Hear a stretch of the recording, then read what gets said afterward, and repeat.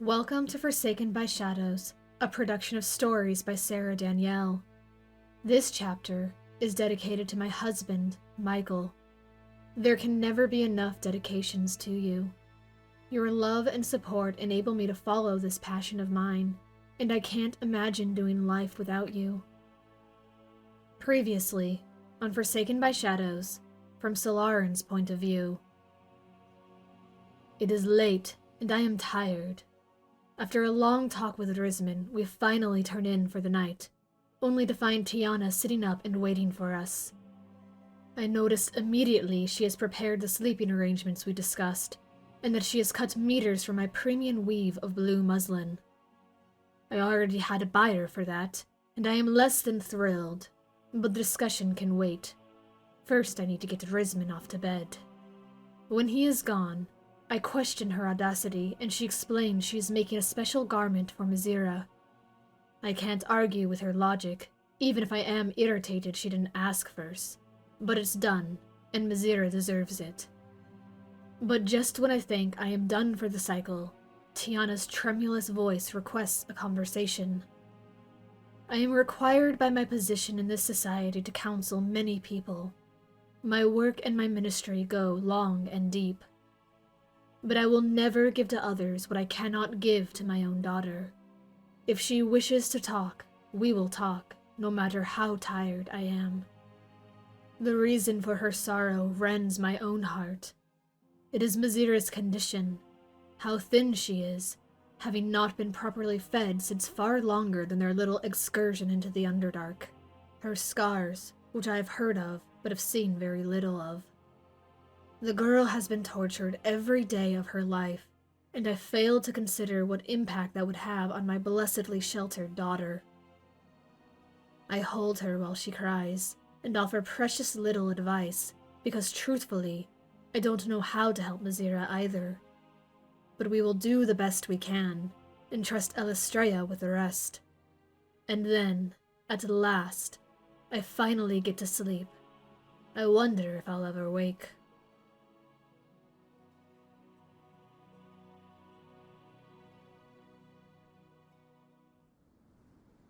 Forsaken by Shadows, Part 2, Where Silence Echoes. Chapter 18, Deep Crimson. Mizira lay awake in bed, feeling like an utter failure. She just couldn't sleep. But she had to sleep, and she had to sleep in this bed with this shift. It didn't matter that she felt as though the coverlet was eating her, or that the silk clung to her skin in uncomfortable ways. Tiana had given her this space to use, so Mizira had to use it. She rolled over with a huff, staring at the dress form in the corner. It made her uneasy, like it might come alive at any moment. She'd considered getting up and moving it behind the wardrobe, but was afraid she wouldn't wake up in time to put it back before her hostess discovered it moved. So she rolled over again and stared at the wall. But that didn't help either. Now she just imagined it watching her, slinking ever closer. Mizira squeezed her eyes shut and huddled under the blanket, chiding herself for her childish fears. What was wrong with her? She'd slept soundly in Teloriel's room for years. She'd slept in that oppressive, coffin-like closet. She'd even slept in the unprotected wilds. So why couldn't she sleep in a bedroom in a house like a normal person? Maybe it was because she was too warm. The blanket was too heavy. She didn't dare remove it, though. What if Tiana saw? The Dark Elf had given up her own place of privilege for Mizira.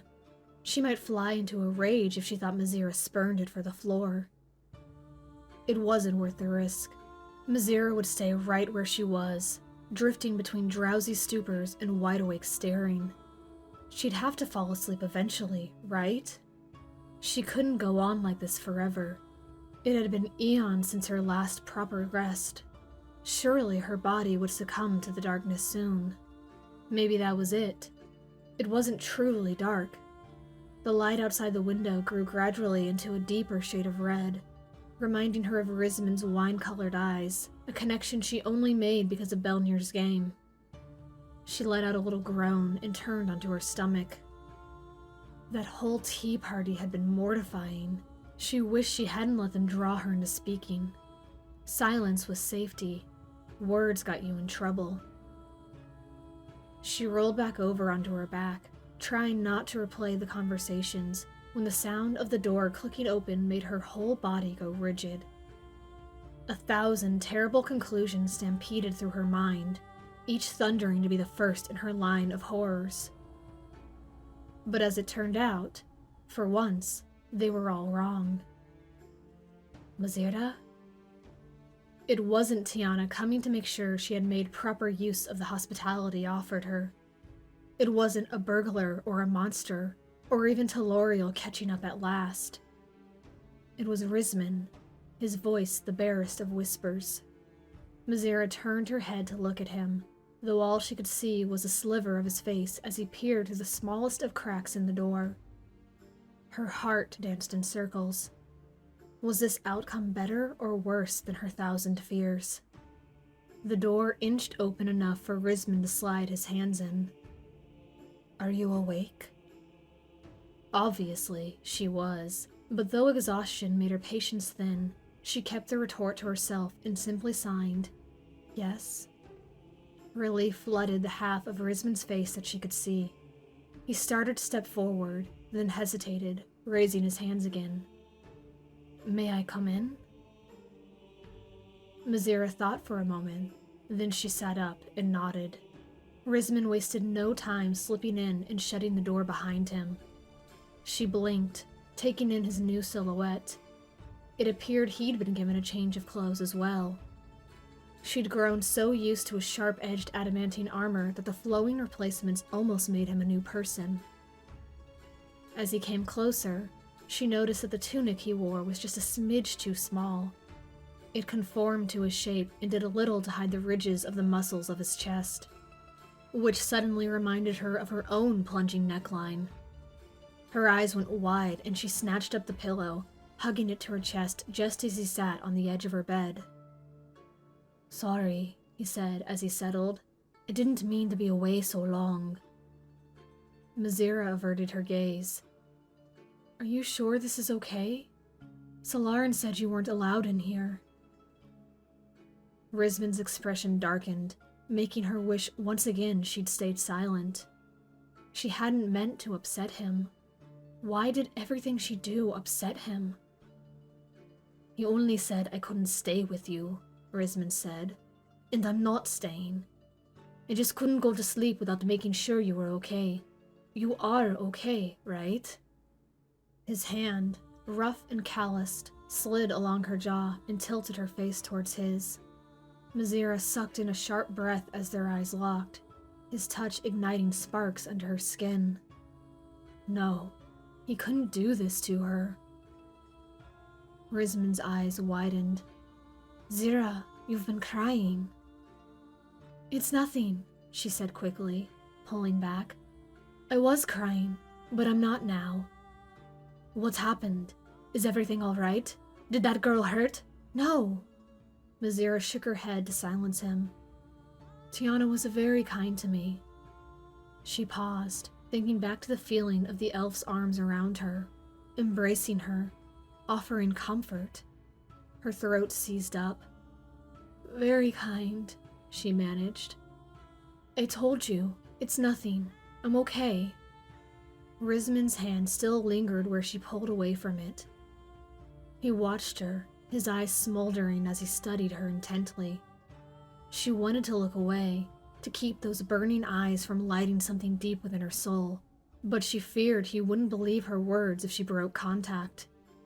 He'd insist on knowing what was wrong and then get frustrated when he couldn't fix it. Finally, his expression softened, and he lowered his hand. "All right." He suddenly looked sullen, turning away from her and gripping his knees. "Well, I just wanted to check on you. So, Maralome." He looked so downcast, so dejected. Mazira's heart twisted into a knot.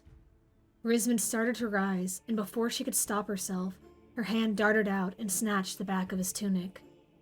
"Rismond, wait," she said, a touch breathless. Rismond froze, poised on the edge of standing. He didn't turn back to her, but she knew she had his undivided attention. Now she had to decide what to do with it. Mazira hadn't thought this far ahead. She just grabbed him, sensing that if she let him go, something important would be lost forever. Her fingers gripped the fabric tighter. A deep crimson, just like the light outside in the depths of his burning eyes. She sighed and leaned closer, resting her forehead against his back. For a moment, all she did was breathe him in. His familiar scent was blended with incense and smoke, creating a new memory pattern of comfort for her desperate soul to latch onto. She could feel his torso rise and fall with his own breath, sense his heartbeat echoing within his veins. It was like she was back in that quiet alcove in House Tyr's chapel, realizing all over again how the brooding, prickly little page prince was not so different from herself. He was just as scared, just as sad, just as vulnerable as her. He was broken in all the same ways, missing pieces of himself, pieces she'd endeavored to fill with her own shards. Together, they made a whole. Maybe that was the secret Lolth didn't want her elves to find out. That they were all the same. The same blood, the same ancestry, the same essence of being. There was no drow or faerie. There were just elves, made to exist together in harmony sung by the ancient beings who'd created the realms. The great tragedy of the world was the sundering of family, the separation of light and dark which were always meant to dwell together in balance. For the first time in her life, she acknowledged how glad she was to have met Rismond Tyr. Though it had come at the cost of her family and her freedom, her blood and her misery, she had gained one great treasure by coming to the Underdark. "Thank you," she whispered against him, "for saving me." Rismond's chest rumbled as he chuckled. He didn't turn to face her, but she felt his muscles unwind beneath her touch. "Saving you? The way I understand it, you've been the one saving me. I should be thanking you." Mazira's nerves trembled. How could he not see how glorious he was to her? "You gave me hope when I was on the verge of destitution," she said.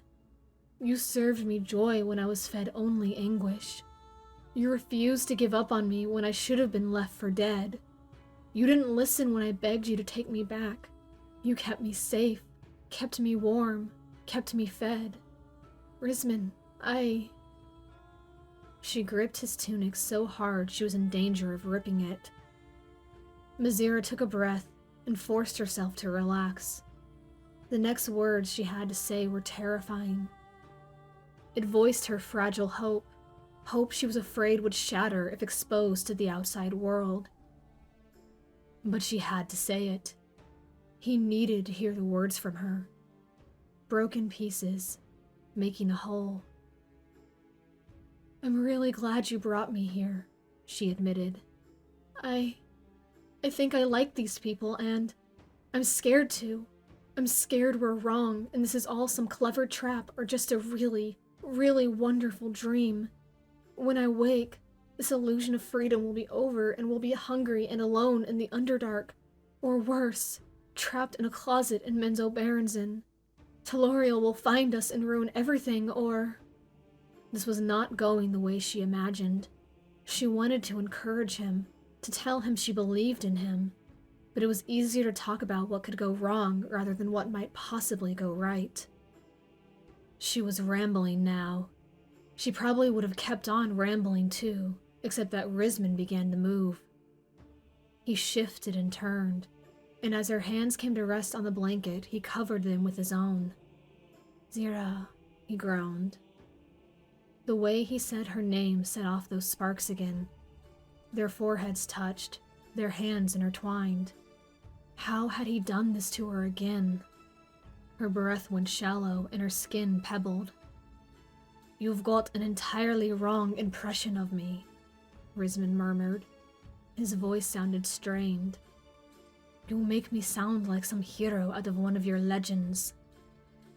Her stomach fluttered wildly, as if it knew she was in danger and was trying to flee without her. "Well, you are, aren't you?" Risman grinned, and then he laughed. "Fine, but only for you." His finger slid up her arm and hooked in her hair, his thumb caressing her cheek. And then, Mizira knew. He was going to kiss her. Panic surged within her. Panic and something else. Something raw and alive and electrical. She sat frozen, feeling every nerve in her body reacting to his presence. She'd done this to herself, she realized. She'd laid this trap out and baited him with her honest words. Or had this been his trap all along? How was it that for the second time in her life, she allowed the second son of House Tyr to crawl inside of her and dismantle her from within? He was more dangerous than asp venom, more potent than Mindra's spiders. And she couldn't look away. Not because she was trapped, like last time. No, this wasn't going to be like last time. This time, he was going to kiss her. And she was ready for it. It was ludicrous, absolute madness. She didn't want this, and yet, she did. She even tilted her head up slightly, parting her lips in anticipation of receiving his. For the span of eternity, they stayed like that, frozen in time, feeling one another's closeness, sharing each other's breath. Mizira waited, torn between terror and desire. Coherent thought had long since abandoned her. There was just Risman, and this knot in her heart she didn't want to decipher. And then, he pulled away. So quickly and suddenly, Mizira would have missed it if she blinked. Risman flopped back on the bed, his head landing in her lap, though she wasn't convinced it was on purpose. He stared up at her with a mischievous grin, one she hadn't seen since long before he had left for Mele Magthair.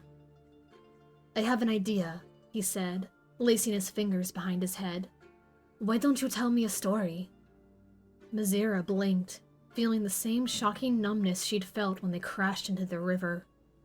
She almost touched her fingers to her lips, wondering if he'd kissed her and she missed it. Then she realized what an absolute fool she was. Of course he hadn't kissed her. He didn't love her, and he was acutely aware of how she felt about kisses without love. Her face blazed with heat, and she clutched the pillow that still protected her. Distantly, she heard herself say, "A story?" "Yeah," he said. "Come on. When was the last time we got to just enjoy being with each other? No stress, no fear, no monsters. Just you and me." Mizira didn't answer right away. She was still surfacing from the torrent of her humiliation. In the time it took her to collect her thoughts, Risman's smile faltered. "Oh," he said. "You're right. I'm being selfish. You are probably exhausted, and really, who's to say you enjoy my company?" He laughed as if to cover his sudden insecurity. It didn't work. He started to rise, but Mizira caught his shoulders and pushed him back down. "Don't be silly," she said, with the same kind of nervous laugh. "I always enjoy your company." Risman gazed up at her. "Not always," he said softly. Whether he meant it or not, his words sent Mizira right back to the ritual room where he had pinned her to the wall. It took all her effort not to flinch as she prepared the memory to slice open the old wound, but strangely, it didn't. The betrayal seemed so long ago, an action belonging to a different Risman. But there was no other Risman. There was just him, the one holding her in his stare. The same little boy who had once held her in his arms as they cried together in united sacrilege against Lolth's tyranny. That little boy had become a young man who made a mistake.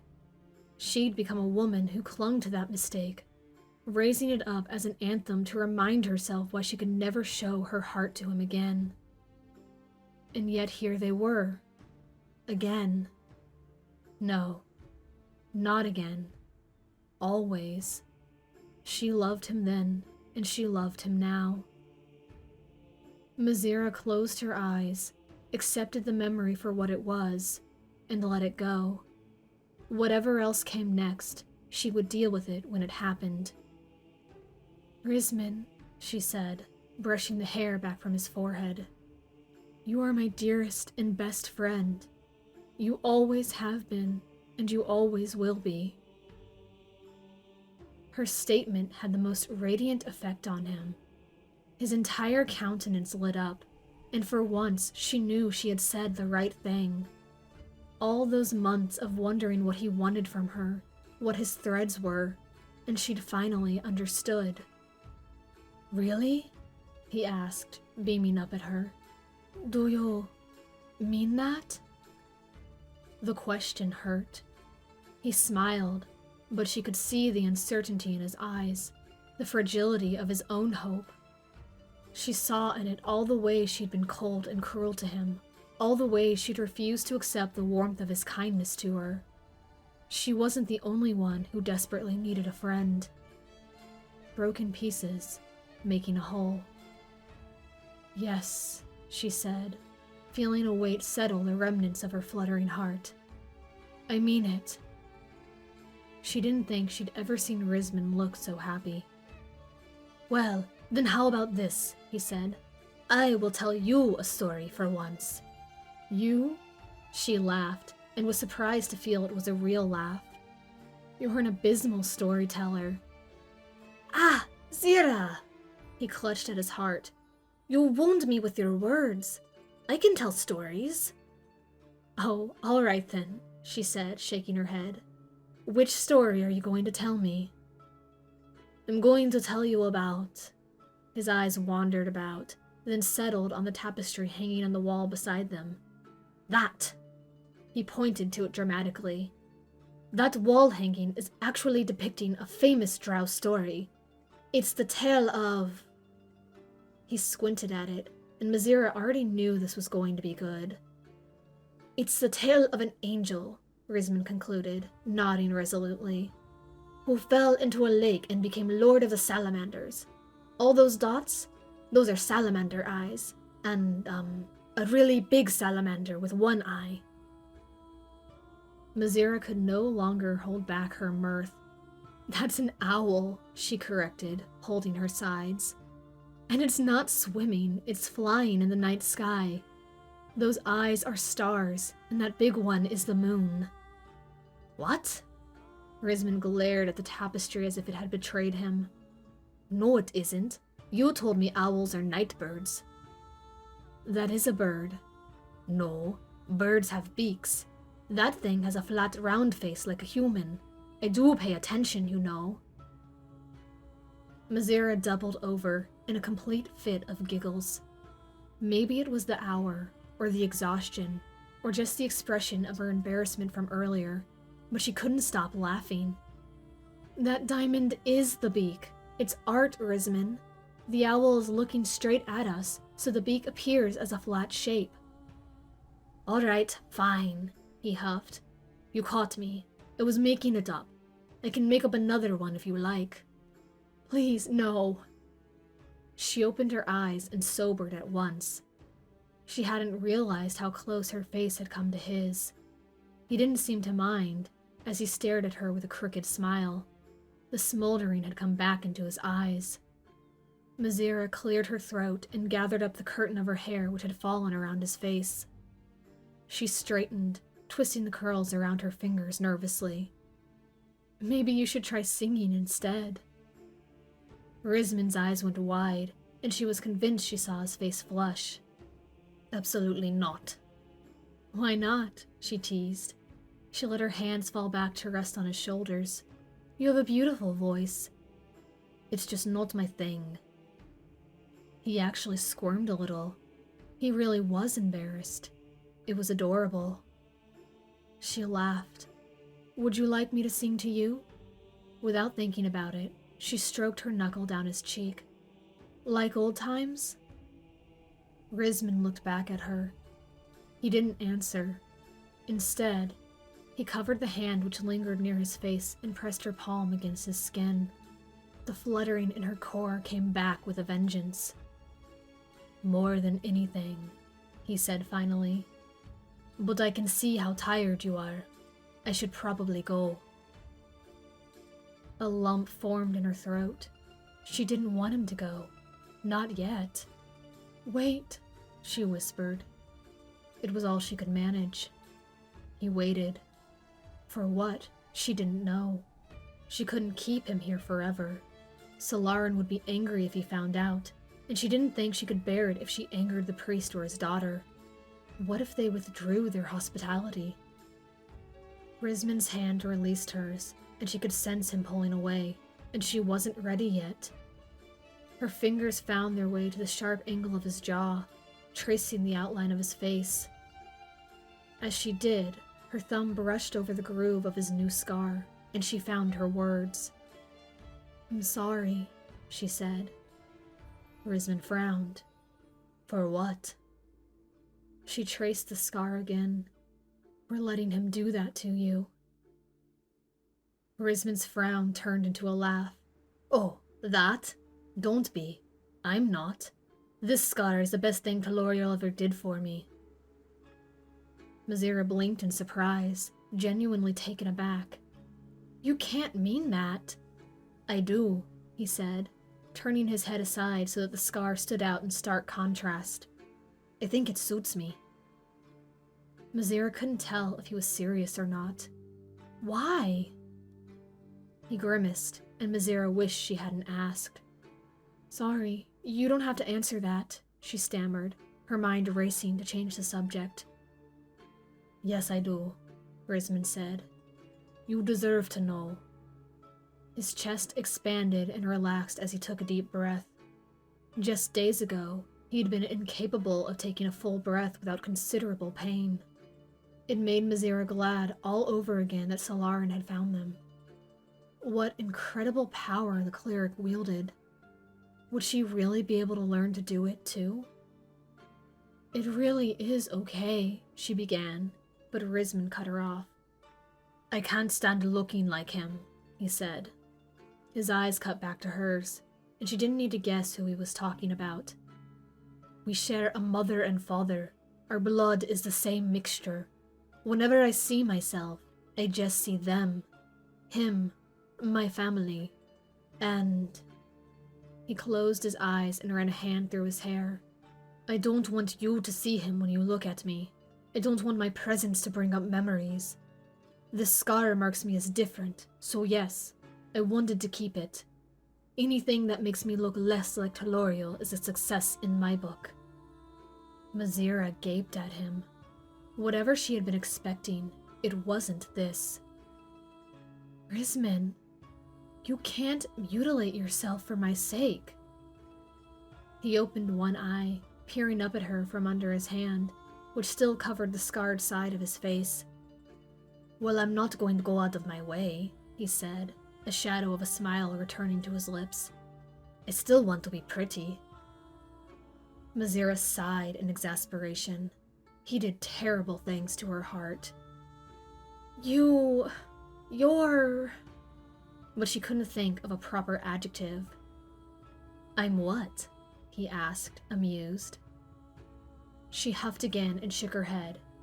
You're not like them, she said finally. And I don't see him when I see you. I only see you, okay?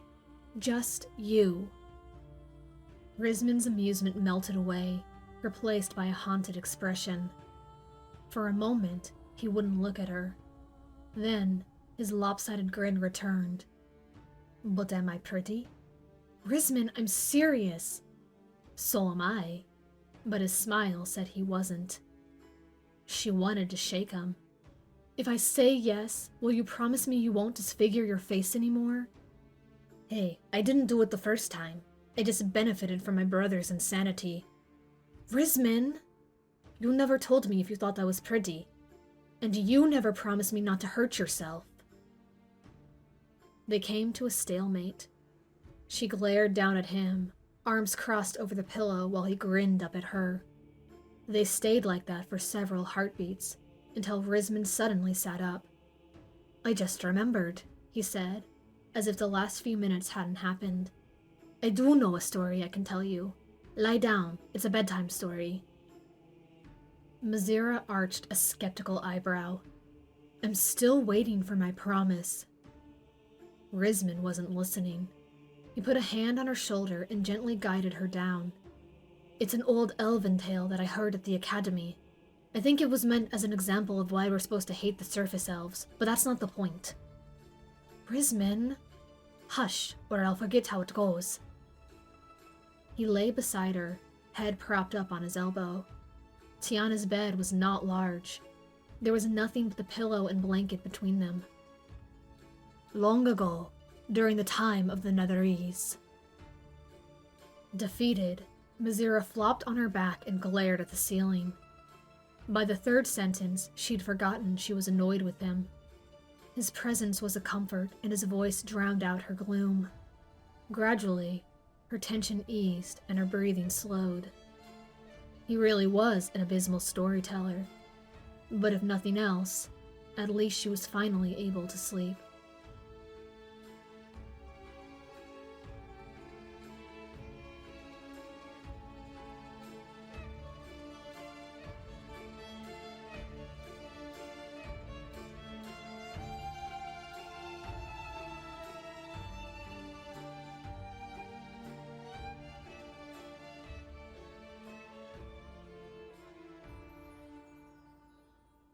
Thank you for listening to this episode of Forsaken by Shadows, written and produced by me, Sarah Danielle.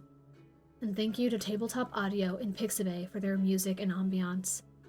Forsaken by Shadows is unofficial fan content not endorsed by Wizards of the Coast.